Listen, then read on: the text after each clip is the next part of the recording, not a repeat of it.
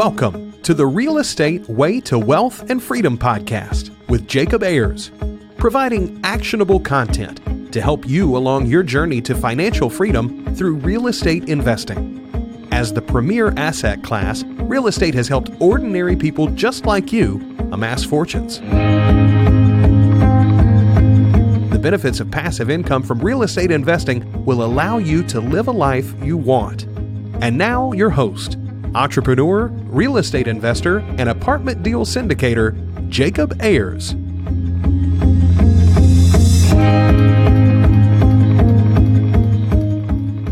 Hi, and welcome to the Real Estate Way to Wealth and Freedom podcast, episode 143. Hi, I'm your host, Jacob Ayers. Thanks so much for tuning in to this week's episode. I'm so glad you're here. Now, I'm excited about this week's guest, and he is David Pere. You may have heard David alongside me on the Bigger Pockets podcast, episode 281, where I first met David. And since then, him and I have made a connection and bonded over real estate investing and blogs and creating content just like this podcast. So I'm really excited to have him on today. We're going to be discussing his journey as investing as an active Marine stationed in Hawaii while investing in his home state of Missouri. So there's going to be lots of great takeaways from there. Looking forward to it. So without further ado, let's jump into this week's episode.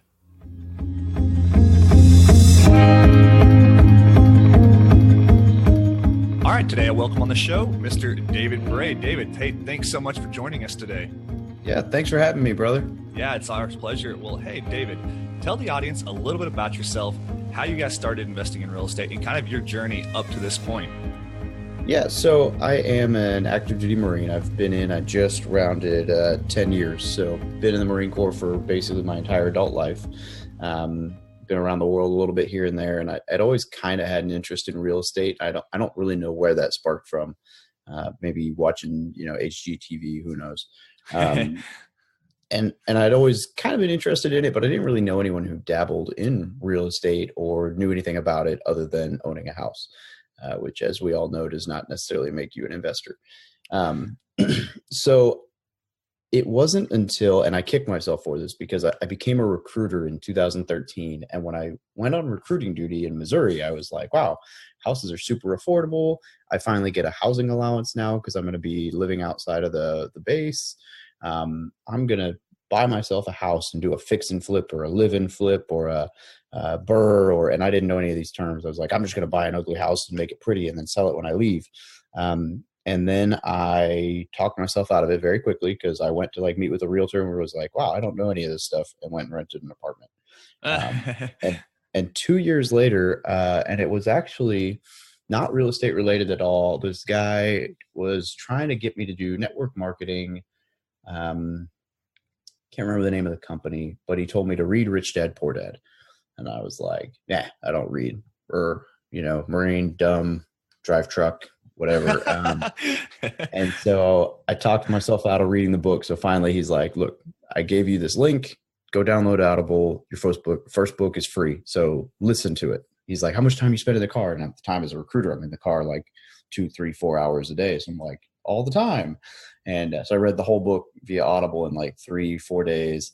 And that totally changed my life. I ended up I didn't do the whole network marketing thing with him partially. I probably would have given it a shot, but there was no time in the day to be trying to sell other stuff on recruiting duty. But I read the book. And then the next book I read was Brandon Turner, Bigger Pockets, the book on rental property investing. And then I read the book on no and low money down, also Brandon Turner. And I don't really remember which order those two books were in, but I read Rich Dad, Poor Dad in September, October, and closed on a house hack duplex December 28th of that year. So I basically the biggest takeaway I got from all those books was just do it. You're never going to have all your questions answered. Take action. And I was like, okay, great. House hack sounds awesome. My lease is ending. Let's find a property. And that's exactly what I did. I gave myself till the end of the year and I made it by 3 days. And then I ended up getting married very shortly after that. So I only actually lived in the duplex for a couple of months before realizing it was more beneficial to live with my wife than to live on my own in a duplex. Yeah, I love it. So, you open that Rich Dad, Poor Dad, like so many people, that just starts like this black hole, this rabbit hole of information from there. And you just get sucked into this world of real estate investing and investing in general. And, being a business owner, not an employee, right? You think of the 4 quadrants of the book, and yeah, really cool stuff there. So, at this point in your time, you're thinking, well, I'm going to go and just do my very first house hack. And you didn't really know what that meant, but you thought, hey, I'm going to buy this duplex. So walk us through what that looked like, and, just kind of show us what that was.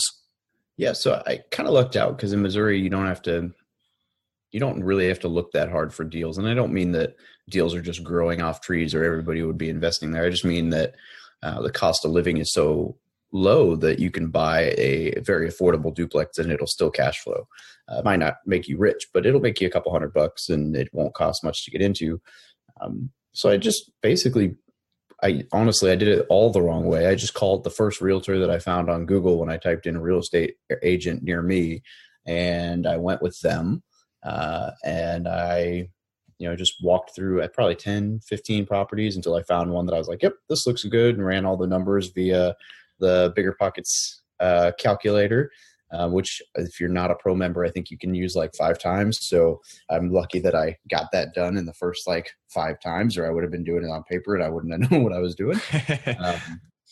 Everything seemed to work out. And I have this, it's going to bite me one of these days really hard, but I have this mentality when I come to a hard place and I'm like, I don't know which direction to go with this. I usually go, well, this could either like make me or break me, but either way, it's going to make a good story. So let's go for it. And that's like my decision. Like if it's close enough to being doable that I can justify it being worth telling the story someday, I'm like, screw it. We'll see what happens. So realistically, I probably was not prepared on my numbers, but we went in and did it. I haven't used that agent again because I've learned a lot since then, but everything worked out, luckily enough. So still own it, still cash flow. I used an FHA loan, which is another thing I kick myself for because, as I mentioned, I'm a military member, which means that there's this thing called the VA loan that is amazing. And nobody in the military understands it, myself included, because I was like dead convinced you can only use it one time, and if you do use it a second time, it's not 0% down, and you're why would you waste it on such a cheap property? And yeah, now I look back and I'm like, I'm an idiot. I'm paying another $80 a month on PMI, like primary mortgage insurance, on that duplex just because I didn't understand I could use the VA again. Yeah, absolutely. Yeah. And, I think one thing I want to pull out of here, what you said, David, so far is, this little nugget you took away from Rich Dad, Poor Dad was, just to go do it. And like, now you're living this philosophy of, if you come to a fork in the road and you're looking at this decision, looks marginal, you're going to go with the one that makes a better story. So what I'm getting out of this is you really like to, just jump in, take action, before you necessarily know everything. And I think that prevents a lot of people from really getting started, especially, younger investors. They want to study everything, know everything. And truth is, you probably will never know everything. So, it's better to get started, educate yourself a little bit, but, start taking action. And, that's probably what's really driven you along as far as you've gone. Yeah, absolutely. And, obviously I'm a huge fan of networking, just like yourself. That's how we met. But if you get to a point where you have like 1 or 2 people who've done something, I'm lucky enough to know a couple people that have been very successful in real estate at this point. And so if it's a really weird deal and I have no idea, I'll bounce it off them. And I'm not looking for them to, some people like seem to hit you up and they're like, hey, here's all these numbers. Here's this. Can you run a full analysis on it? Like whatever. Like all I'm looking for is, hey man, look, here's its income. Here's its expense. Here's why it's weird. Does that raise any red flags? And if they can't think of any like immediate red flag, then I'm like, okay, cool. We're still on the buffer zone for just jump off the cliff and see what happens. And that's kind of like my safety net to myself is like, okay, he had no red flags. I have no red flags. Like it's close enough. Let's go for it. But you're right. You will never learn everything via podcast, YouTube, book. I mean, you'll learn a ton that way. And that's the best thing you can do for yourself is spend time every day learning. But you will never, like once you jump off the cliff and take the action and whatever, like you'll find that in that process, all of a sudden, all your questions got answered and everything you didn't know became evident, or something you didn't know that you didn't know became evident. But you'll answer all these questions and you'll get to the end of the road. And even if it doesn't work out, you're like, holy smokes, I learned a ton from that. And I think that just doing it is probably the fastest way to learn something. Yeah, definitely so. And let's talk about that learning networking piece. You kind of mentioned it, but you and I actually met because we are guests on Bigger Pockets podcast, show 281. So that was, a really fun experience being on the Bigger Pockets podcast together, talking about our journeys individually getting started investing in real estate. And that's how we met. And, that goes to prove, both the learning and the networking piece, right? So, you and I were probably both originally drawn to Bigger Pockets for both of those reasons. We're there networking with other people, learning right alongside with people. It turns into this connection, and here we are. So, talk about, the importance to you of both learning that initial education piece and then just continuing to build your network. Yeah. So, shameless plug, he said show 281. Yes, definitely. Yeah. And same thing. Like I realized very quickly as I was trying to learn things that if I had a question, I'd go and I'd try to Google it or YouTube it. And it was like, I could not get away from Bigger Pockets. It was like every single answer that popped up was like Bigger Pockets Forum. And I'm like, okay, what is this website and how is it taken over Google? So good job, whoever does their search engine optimization. And so learning and networking, I'm going to write like a book one of these days. I'm telling myself that. It may never happen, but I have a bunch of notes written on a yellow legal pad over here. Just because like personal development is so awesome and there's just so many different angles to come at this, but I think like the biggest thing is so many people are frustrated with their situation and they will sit there and they will try to change their situation and they won't try to change themselves. Like for instance, let's sit for a really weird analogy that just popped into my head and we'll see if it works as we go. Okay.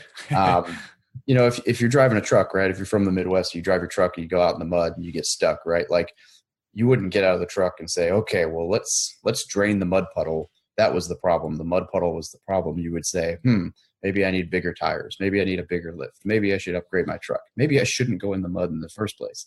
And people don't think about life that way. They sit there and they're like, my job is terrible because my boss is a jerk. Maybe your job is terrible because you don't like your job and you could go look at some other place to work. Or maybe you're terrible and that's why your boss is a jerk. And that's not an easy thing to say or to accept and for me or anyone. But sometimes you just are not good at whatever it is and it is your fault. And the faster you learn that, and even if it's not your fault, it's your responsibility to fix it, the better it becomes. So learning and teaching yourself is absolutely crucial because once you come to that realization, you'll take time to learn. And then networking, it's amazing the things that you will come across via networking. I went to a networking event like 2 years ago where I got lucky enough to meet Brandon Turner. But through that, I met a guy named Corey Nimoto, and we're about to close a flip that we're doing out here in Hawaii, which I never would have even thought about trying to do a fix and flip out here if I hadn't met him. I met Brandon, which has, been amazing. He's just a super cool dude, but it's always nice I met Doug Nordman, who dragged me into FinCon next week. And so like all these guys that are further along than you, like learning something's great, but then going and having someone tell you like, yeah, that's a great life lesson. I've been there. I've done that.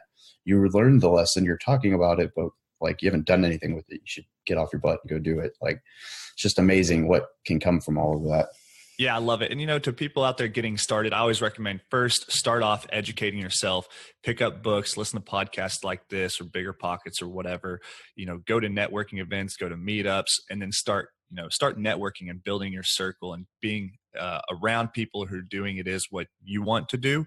And then eventually, you just got to take that action. Like you said, you just jump into it, take action. You can't just, be in this learning phase forever. You can't be in this networking phase forever, but those are two very crucial pieces to this whole recipe. So let's start talking about the taking action piece, David. You've mentioned you bought that very first house hack duplex, lived in one side, got that low down payment. Looking back, there's some mistakes you made. You could have done, a little bit better on your financing. So you moved out of that. You've still got that duplex. And then what was next from there?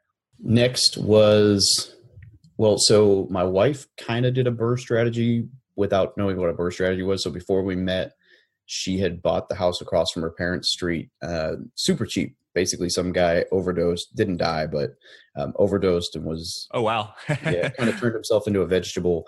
And so they had to sell the property. His family did. And it's funny, you hear my wife tell the story and she'll say my in-laws have like an apartment in their barn and she was crashing there for a little bit.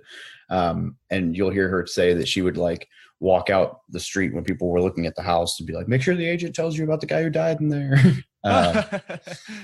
So anyway, so she got it dirt cheap. And then my father-in-law built houses for 30 years. So he just remodeled it with her and a couple other friends for, no cost. So they did labor they did parts, but no labor. So super cheap. And so she has this house that's awesome, great shape, but not a lot of money into it. So the next thing we did was we pulled a home equity line of credit out on that. And then using that, we bought a 10-plex. So in Missouri as well. So it's not very expensive compared to everyone else. I'm not going to name price because someone will get all frustrated, but you definitely can buy a cheap 10 unit if you look hard enough.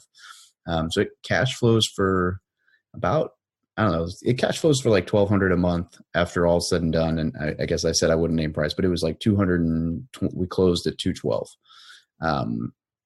And so it makes a very solid amount of cash flow for the amount that we had to put into it with seller financing and a HELOC. Yeah, David. Well, I really want to dive into that HELOC, but before we do, let's jump into a quick break for this week's sponsor, Commercial Loan Success. For those of you who have heard episode 127, you remember our guest, John Matheson from Commercial Loan Success. Well, I'm now a customer of CLS myself, and here's why. Their software platform has enabled me to vet a couple of deals I'm working on. It's very intuitive to use. I simply put in my income and expense numbers, and in minutes, I know if my deal is favorable in the bank's eyes.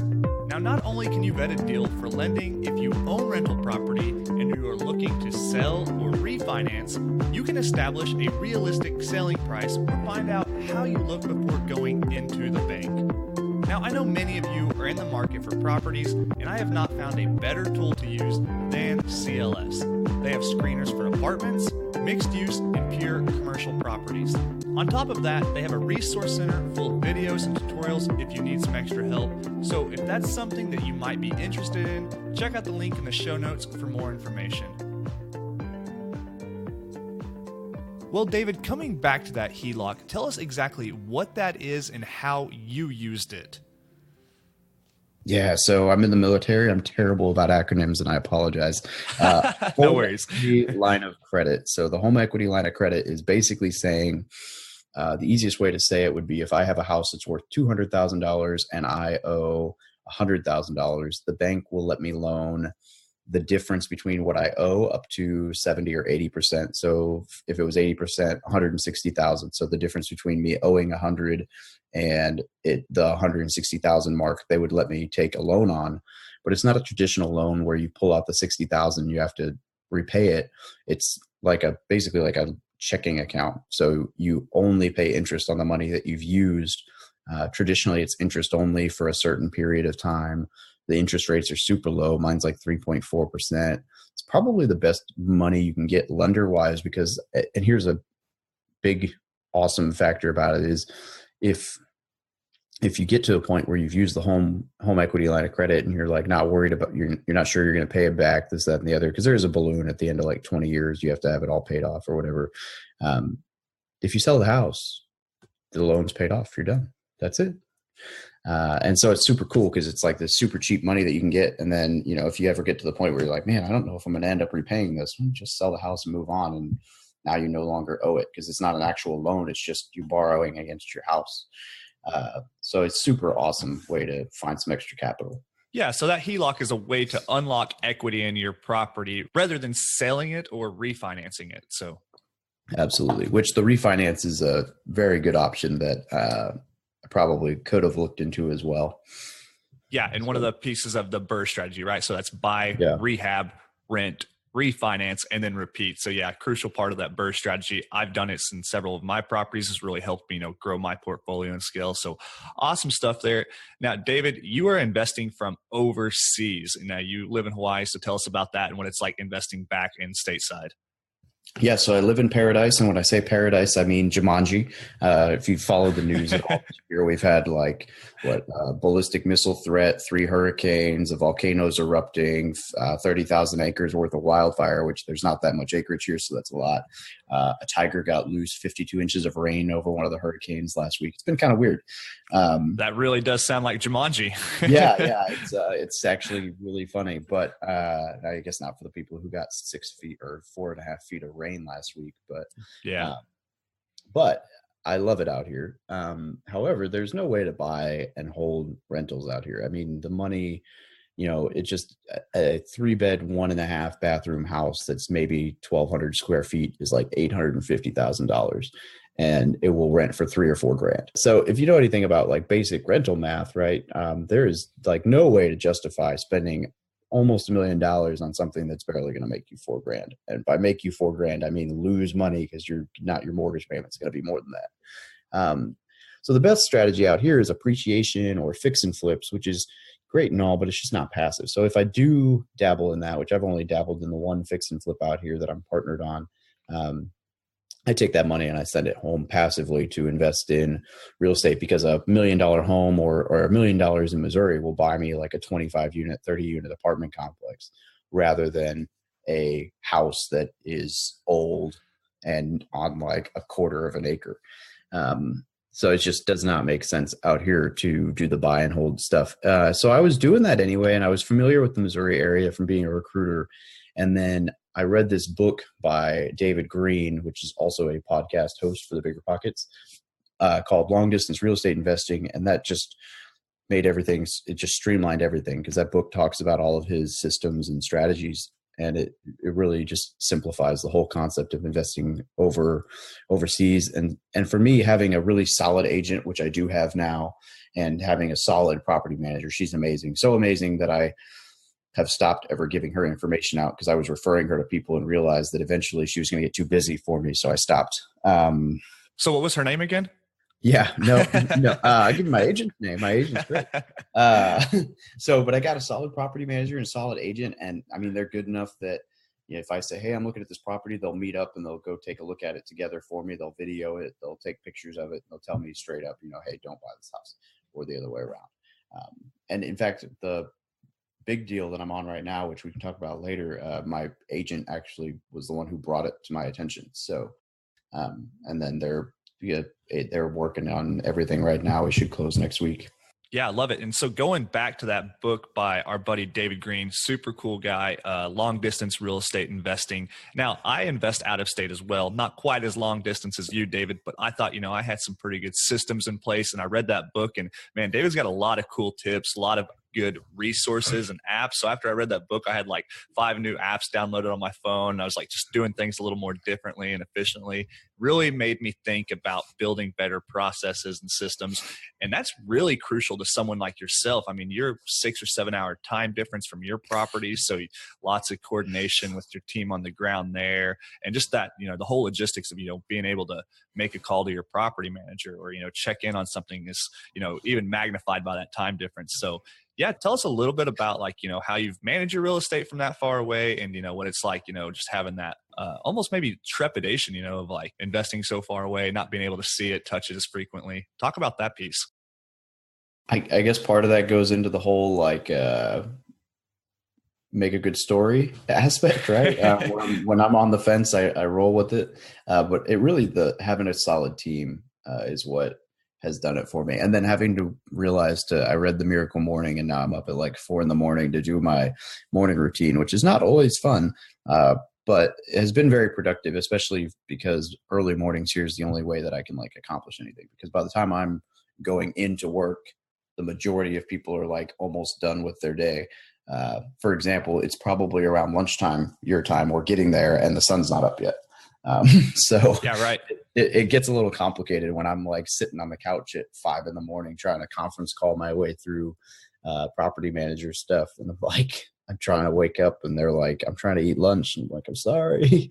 But I would say that it really just comes down to having a good team and trusting your team. And then just trusting your gut. Don't listen to the fear, and don't talk yourself out of it. And I actually, I flew home last month when I was this one property that we're under contract on right now, just because it was the fear of the what ifs and all this other stuff. I had no intentions. I was going to buy this.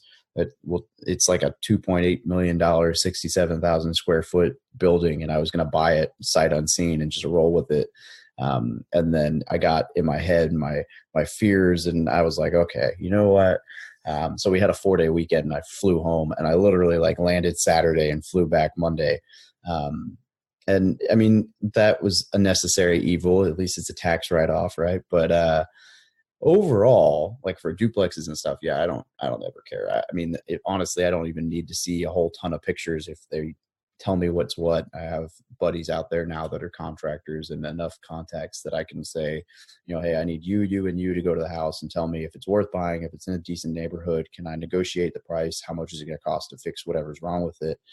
And that's that. They tell me straight up, and they haven't been wrong yet. So yeah, that's awesome and super vital to your success as a real estate investor, having those local contacts and just that kind of infrastructure and network, boots on the ground type stuff. So it's really helped me invest out of state. Well, one thing I want to touch on before we jump into that deal, which I do want to get into the details because it sounds super interesting. It's probably going to make for a good story one way or the other. But before we get into that, let's talk about what it was like, you know, getting started investing in real estate as like, you know, essentially a broke or recent, you know, young professional, right? So I bought my very first property when I was like maybe 2 years out of college, didn't have any, you know, kind of sort of money to my name. I had a good job, but so, you know, talk about like, you know, what that was like and starting with like pretty much little to no money. We talked about that book by Brandon Turner, Investing in Real Estate with Low or No Money Down. Awesome, great book. It was one of the very first books I read, and it really gave me some ideas to creatively finance real estate. So talk about what it was like for you.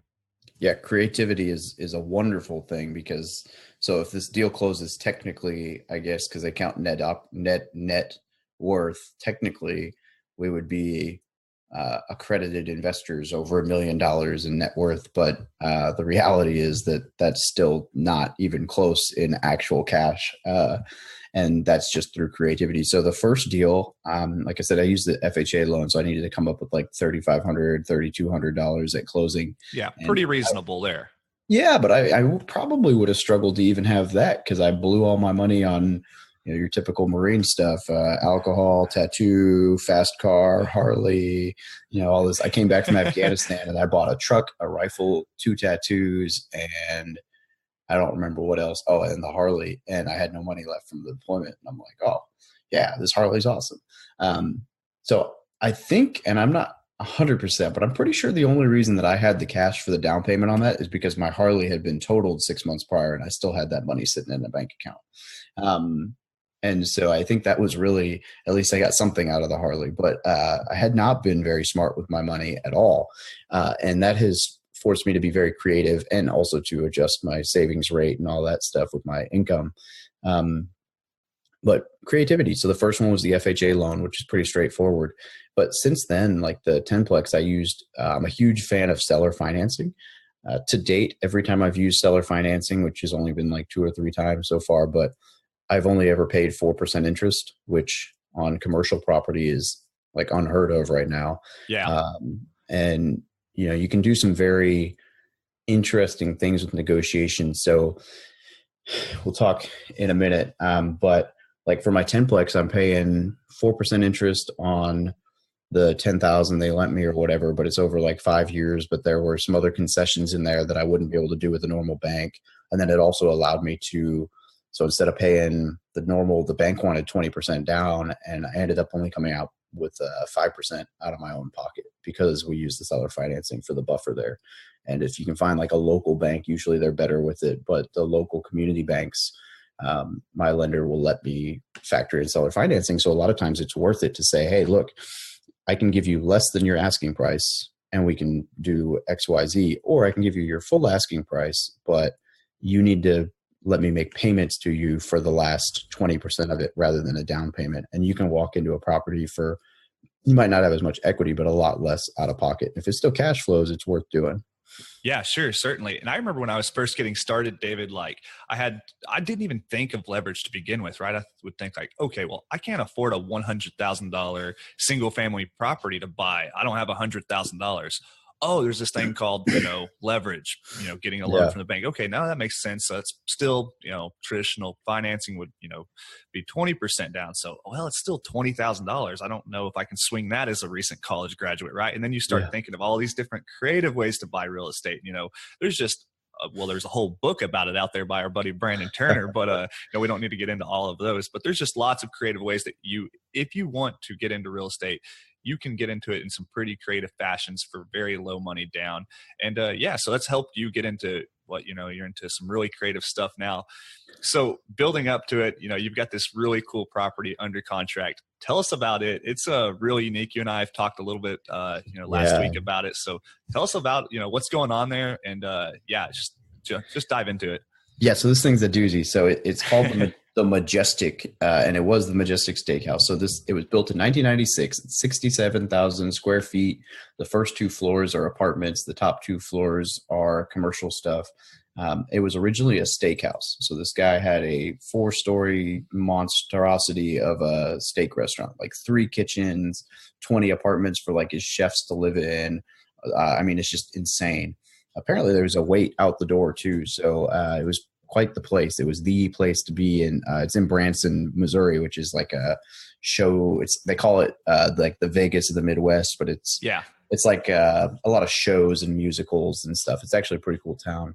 One of those weird places with like 11,000 residents and like 9 million tourists every year in the middle of nowhere, Midwest US. And so the guy died, and the property just kind of went untouched for like 13 years, sat vacant.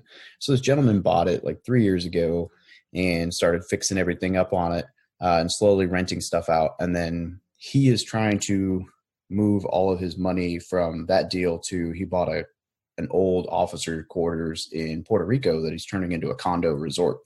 And so he's just trying to pull his cash out and move there. So it's still not fully rented. So there's a lot of value add there, and there's a pretty good price, but he wanted to sell either a conventional loan so he could take the cash from the down payment, or do a lease option so that he could pull a loan out on what was, basically use the building as collateral to move his money. And so we ended up, we're going to close on this thing. It should be like Monday or Tuesday. It's basically whenever my check decides that it's actually going to arrive in the mail, rather than sitting somewhere between Hawaii and Missouri, because it's just, no one knows where it is, because learning experience, decided that I would just stick it in the normal mail rather than overnight it, because I thought, oh yeah, sure, if I put it in the mail Monday, it'll be there by Friday. And now it's floating around somewhere in the, it's like Willy Wonka in the chocolate factory. It's in a million pieces in the air, and no one knows what's up with it. Luckily it's a check, so it can't be spent by anyone else. So, whatever. But so I will now overnight everything, even if I have a whole week for it to get there. So we will close whenever my check gets there. And we are going to buy, it's $2.795 million for $150,000 down with some pretty cool terms. So he's going to finance it's like $2.645 million at 4% interest with it was originally a 10-year balloon, but since we're doing the lease option, it'll be a 5-year option to purchase or extend. 4% interest for the first 3 years, 5% interest for the next years, and then it's interest only for the first year. So we're basically getting handed a loan for a property where, hey, I don't have to pay principal for the first year, so we can get the rest of the stuff rented out. And then the follow-on years, it'll be 4 up to 5%, which is less than a conventional loan would ever be for commercial real estate. And we paid like 5.2% down on a almost $3 million property that is already going to be not super cash flow positive, but cash flow positive. So even after paying the property manager, the maintenance guy, and the like $9,000 utility bill, which is just mind-boggling. Wow. It's ridiculous to talk about numbers in the size of this. Like when I go from thinking about like my 10-plex, it was like $200,000 to like, oh yeah, that was like $800 a month in utilities. And then I'm like looking through utility bills and I'm like balking, because I'm like, wow, this is a lot, but the numbers work. So, so it'll probably be like $2,000 cash flow. maybe for the first little bit. And then in March, there are 5 more tenants that have already signed leases and have deposits and stuff in. We just need to fix their spaces up, and that'll bring the net operating income up like 75 to 8,500 a month, at which point it'll cash flow pretty substantial. And then there's still going to be 4 commercial spaces to rent out. And then there's actually room for me to build another residential apartment downstairs, which I plan on doing. So by the time we're all said and done, it should be 25 residential apartments and somewhere between 15 and 18 commercial tenants, depending on how we rent those spaces out, including a paintball place in the parking lot, because it has 350 parking spots and they're only using like 100 to 200 of them ever. So we like took the back section, and the guy who's selling it said, hey, look, they want to build a paintball place. If it doesn't work out, I will pay you the lease for the next 18 months. So I'm like, well, paintball place might not be the most ideal, but if the seller is going to give me the money, whether it works out for them or not, then I'm obviously going to say yes. So, so it's a very strange, lots of stuff coming in, and way bigger than anything I've ever done or thought about doing. But I couldn't really justify saying no to, I mean, I guess the risk exposure is not that much. So I have a partner on this. It's actually a family member. So between the two of us, I brought in like 50,000, he brought in 100,000, and then I'm running all the operations, and he's hopefully enjoying his life and passive income, as there's hopefully no hiccups. Sure. So we brought in the 150, but because it's a lease option, if we fail to make the payment, we can't be foreclosed on. We just lose the property. There's no foreclosure period. There's no bank involvement. There's no credit. There was no credit check. You know, the amount of ease that it comes with just doing seller finance lease option purchase is awesome. So if we lose the property, like worst case scenario, we're out our $150,000, which is a lot of money. Don't get me wrong, but we don't get foreclosed on. It doesn't affect our credit. It doesn't affect me being able to get another loan in the future. It doesn't affect anything. I lose my money. Is what it is. Learning experience, good story, and move on to the next property or whatever.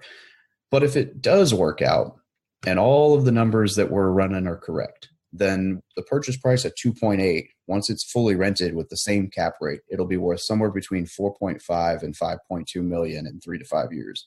And it'll make anywhere from $9,000 to $15,000 a month cash flow for us after all expenses. So it's like, we could lose 150 grand, or we could gain like $120,000 a year into our pocket and a $2 million valuation increase. Which one is, is the risk worth the reward? Yeah, it's definitely worth the reward. So, yeah. Well, you've got a unique perspective on your risk on this thing. So, right, you know, you're going into it and you've got kind of a protected downside. Like worst case scenario, the project fails, it goes south, whatever. You're out $150,000, which is a substantial amount of money for you and your partner at this point in your investing career. But yeah, it's my whole HELOC. Yeah, but the upside is it's got such a high potential upside that it's worth that risk. So you know those risks going into it, and you've got a lot of mitigation plans, and you've got some infrastructure, you've got your property manager in place. So really cool stuff. Now just to recap, this is a 60,000 square foot mixed use building, apartments, commercial tenants. You've got some paintball going in the parking lot. Yeah. So a lot of interesting stuff. You don't have any experience operating a steakhouse. You don't have any experience, being a paintball landlord. So tell us about, like the trepidation of going into this and just, overcoming that fear, aside from your just do it for the story kind of, mentality, like talk about, you did a duplex and then you scale up and do a 10 unit, and you've done a couple flips here and there, but this is like drastically bigger than anything you've ever done. So, talk about, just overcoming the fear and just taking that action. Yeah. So the fear is why I finally just broke down and bought a $1,000 flight over a weekend to come walk through it, which the building's so big, it took almost 3.5 hours to walk through this thing, which is just mind boggling. So I guess part of the justification for it is the fact that it's no longer a steakhouse. It's been broken into a bunch of other commercial tenants. So there's like a murder mystery theater and like a family string quartet and a wedding venue and an escape room and there's going to be like a high-end chef / bar. So I guess realizing that the difference between a commercial tenant and a residential tenant is not really that big fundamentally. Like, obviously there's a lot that goes into, if the business goes out of business, then they're not going to pay your lease. Well, yeah. And I mean, that's a big fear, because if my $7,000 a month tenant goes out of business, that's going to be a big chunk of change. But the reality is that a business going out of business and moving out via no money is probably still an easier process than dealing with a tenant. It's a bigger scale, but if a tenant loses their job and has no money, the odds are that they're going to stay there and you're going to have to go through an eviction process, right? Depending on the tenant, but that's what my experience has been, is they just like, I can't afford life. Please let me live here for free. Like, no, sorry, that's not how this works. Whereas if a business goes out of business, like if my murder mystery theater lady goes out of business, she's probably not going to try to stay there because she's out of business. So like, what point is there in her, like, she doesn't live there. She's going to leave because she's no longer making any money. So why would you want to be indebted to me for somewhere you're not living? Like, you can just move your stuff out and be gone. So I don't think you have to deal with the eviction process nearly as much as far as if they go out of business. Now, if they just decide to stop paying, okay, but again, then they have a business to lose rather than just an apartment complex. So I think it's much more to lose in that regard. And the other thing is, I mean, they're business owners, so they don't necessarily manage the building themselves, but they, generally speaking, can take care of themselves. And I don't mean to say that residential tenants need to be babysat, but a commercial tenant, you know, my real estate center that's downstairs, Century 21 or whatever, like, they run a business. They can probably manage to just like pay their rent. Like, they take care of themselves. So it's not much of a headache.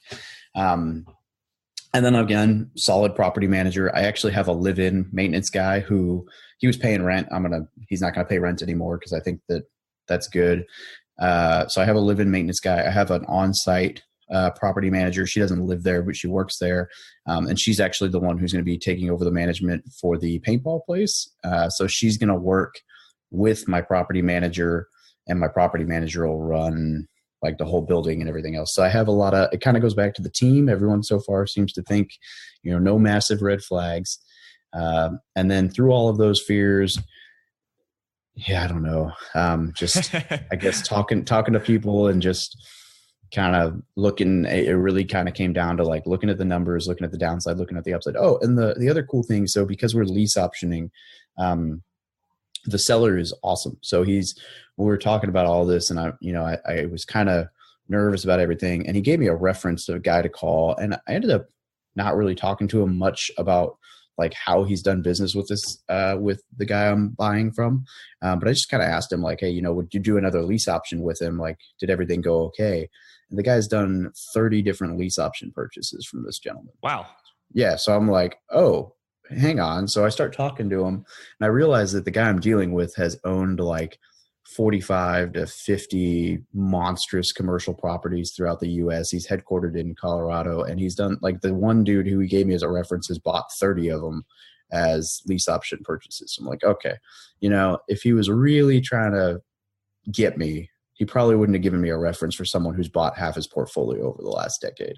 And so I think I just built a lot of trust. And then he offered to stay on as a mentor through the process, because ultimately he still owns the title until we close. So another cool benefit to all of this is this guy who's got way more experience than me gave me his number and was like, hey, any questions you got on the property, on management, on whatever as they arise, like, I'm here. I still have a vested interest in the property. It's your property. You control everything. But, because I still have the title, I'm going to stay on to help you out. So that was another comfort point, is knowing, as we talk about networking, that this gentleman who's far enough down the road that he's building a condo on another island, is willing to stay on and answer questions and help with the property for free.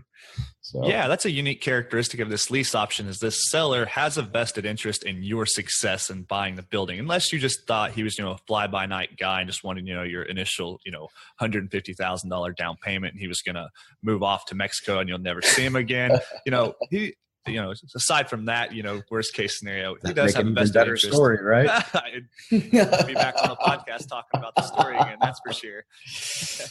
Well, hey, one thing I want to ask about this lease option is, did the seller have debt on the property, or was that the reason he was able to provide this lease option structure to you?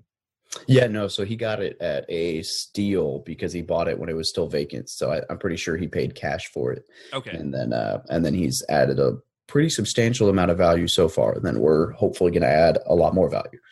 Okay, yeah, that's a vital piece of the lease option. A lot of sellers don't want to do lease options if they have debt on the property, if they have a bank note on it. So, sometimes I know that's a hindrance in this seller financing that I come across pretty frequently. Yeah. So pretty cool.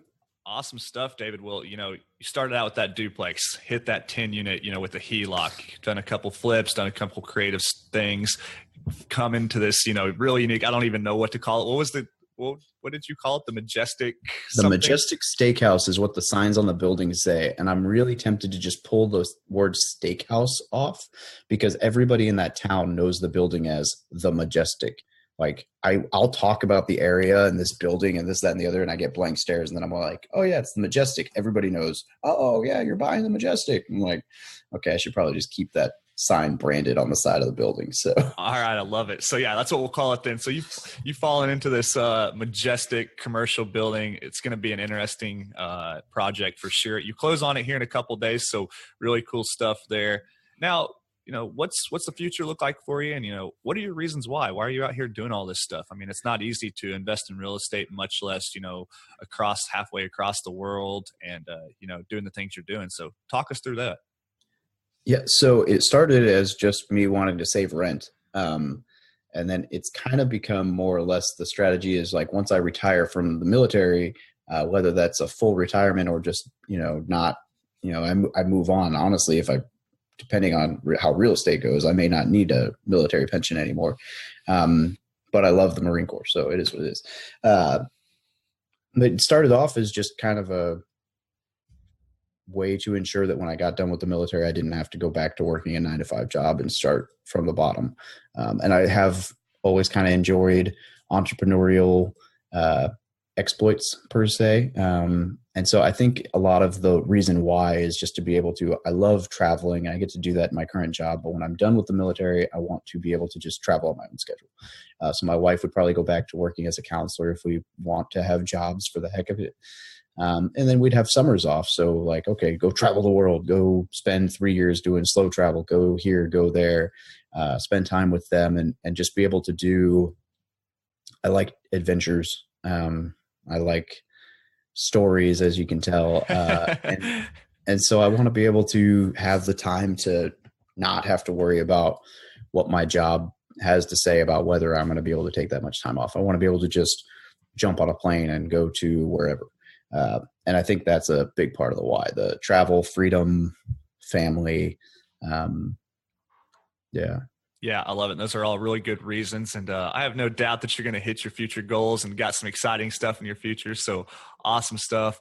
Well, David, as we're wrapping up here, we've got a lightning round. It's just a series of questions we ask every one of our guests. You up for it? Absolutely. All right. Well, what was your biggest hurdle getting started investing in real estate, and what did you do to overcome that? Yeah. So knowledge, had no idea what I was doing.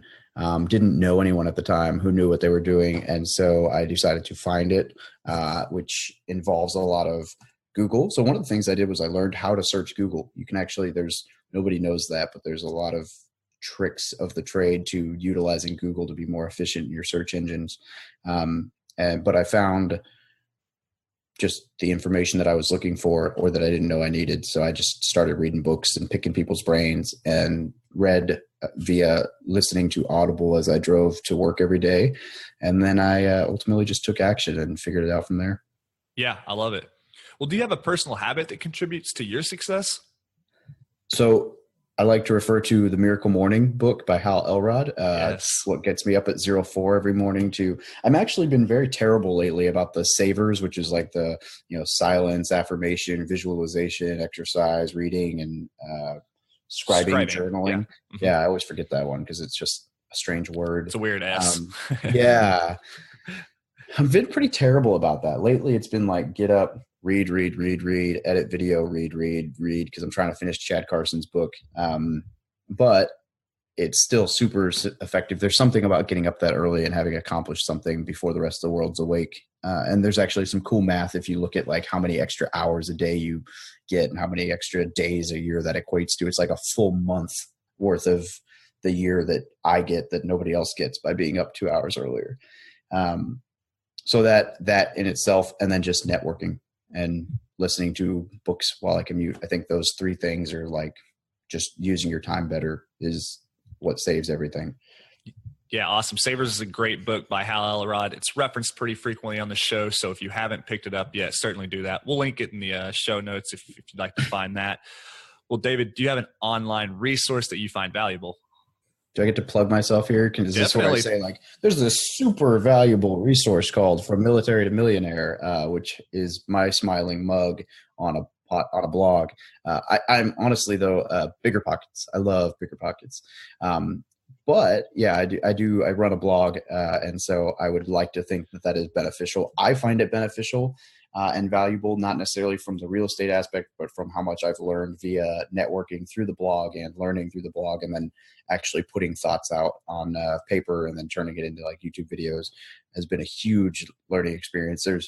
I've always said it, but I'm realizing it every day is like learning something is great, but when you can sit and teach it to someone else, that's like a whole nother level of understanding. And not to say that I'm the best teacher, but to say that just forcing myself to be somebody that people ask questions, as I'm sure you have found through podcasting, it really brings you to the next level, because now you're like, oh crap, I don't know the answer to that. I need to find it because I don't want to be the guy who gives bad scoop. So yeah. Yeah, no, you're doing a lot of cool stuff there, especially on your social media and your blog website there at www.FromMilitaryToMillionaire.com. And I want to jump into a couple of those things in just a minute, but real quick, wrapping up this lightning round, what book would you recommend to the listeners and why? Okay, so I just thought about this one. I wrote down some others. I mean, there's so many books. So Chad Carson's book is awesome. Rich Dad, Poor Dad, obviously we have to say that one. Yeah. Long Distance Real Estate Investing, we already said that. It's wonderful.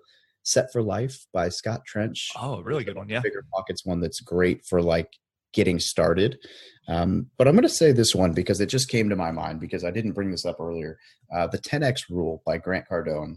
And I say that it's not a real estate book, but it's a goal book. And it's a mindset book. And to put this in perspective, at the beginning of this year, my wife and I sat down, we wrote out our goals, which I'm kicking myself because like I moved offices and I've torn it apart. I can't find my goal sheet from this year. I had it like 2 weeks ago. I don't know where it went. I'm going to like literally destroy my house looking for that piece of paper. We sat down, we wrote out our goals for the year. And then my goal was to buy 3 more rental units this year. And that was a reasonable goal. And then we were like, okay, I read the book 10X Rule and I was like, all right, let's just 10X all of these. And so we're like 10X, 10X, 10X, 10X, which just means multiply by 10. So now my 3 units became 30 units. And I was like, yeah, that's never going to happen, but it'll push me.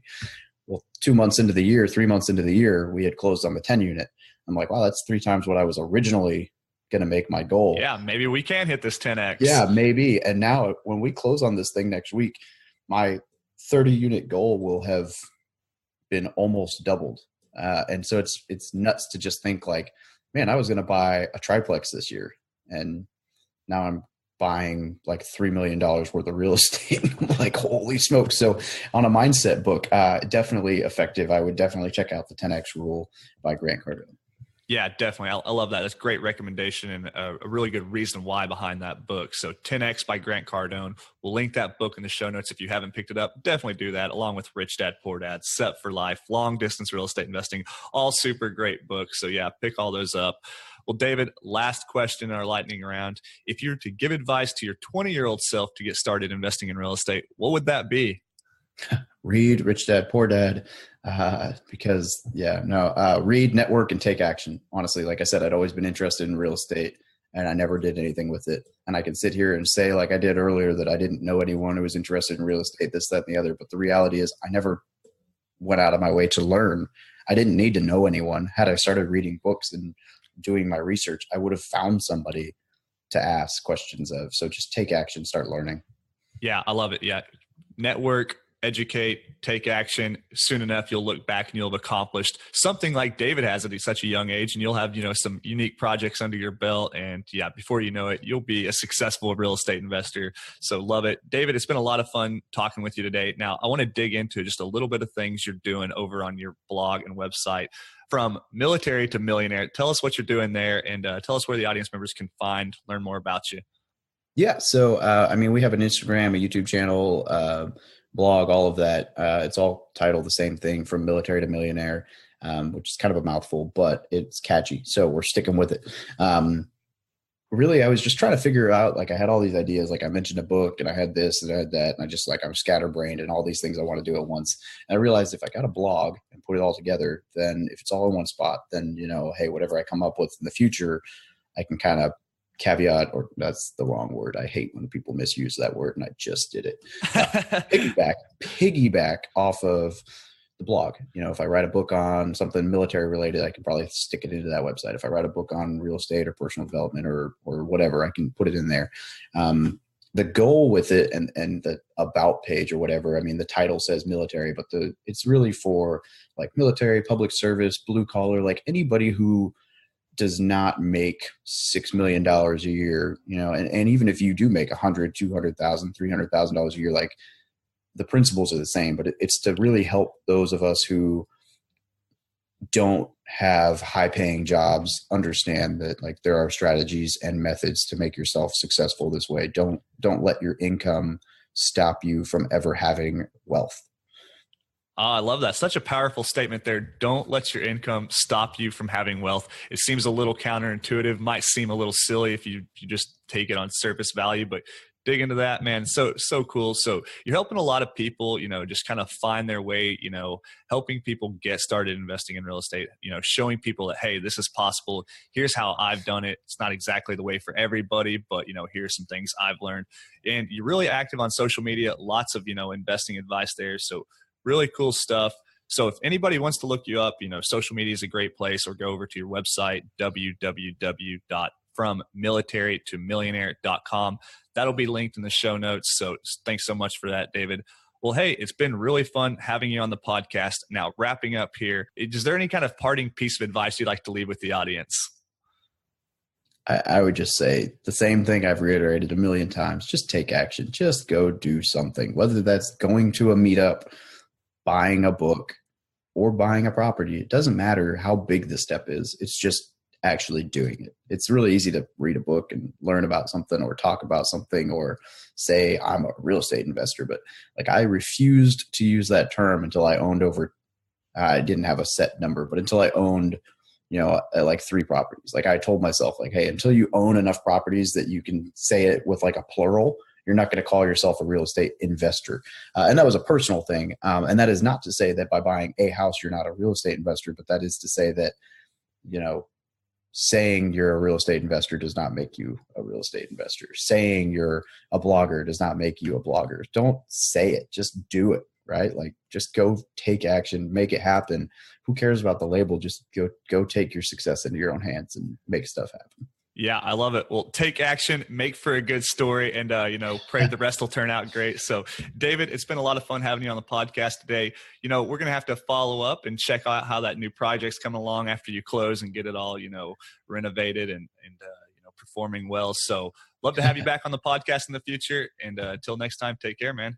Sounds good, Jacob. I appreciate it. All right. Thanks, David.